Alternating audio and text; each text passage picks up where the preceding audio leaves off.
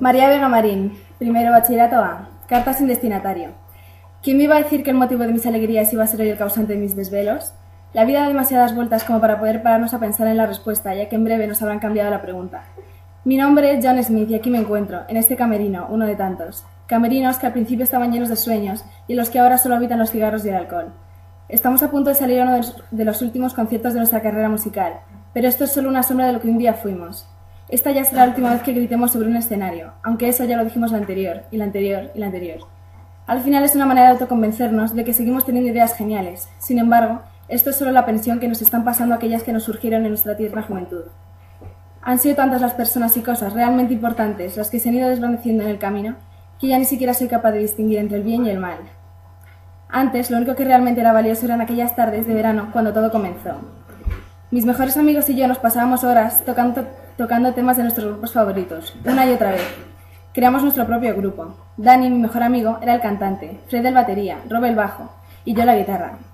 Lo que empezó siendo un hobby acabó por ser nuestro objetivo. Queríamos que todo el mundo nos conociera e idolatrara. Al fin y al cabo, ese es el sueño de cualquier persona, ¿no es así? Un buen día se nos presentó un productor interesado en nuestro talento y en un abrir y cerrar de ojos, con un solo tema, estábamos en lo más alto de las listas nacionales.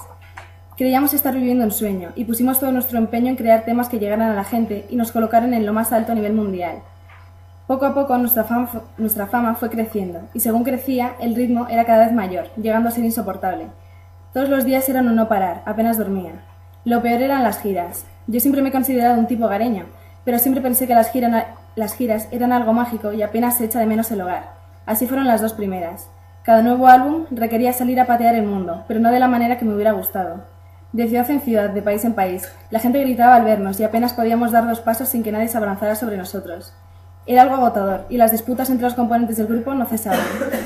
Al final, lo único que nos aliviaba y nos daba la energía necesaria para sobrellevar nuestro acelerado ritmo de vida eran las drogas.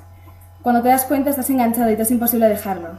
Tras unos largos años de música, alcohol y drogas, mi mundo parecía derruido por mí mismo.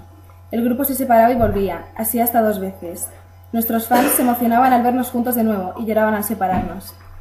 Ahora aquí estamos, tras 30 años de carrera. Los adultos que ven el espejo me recuerdan a aquellos chiquillos que encontraron la fama demasiado pronto.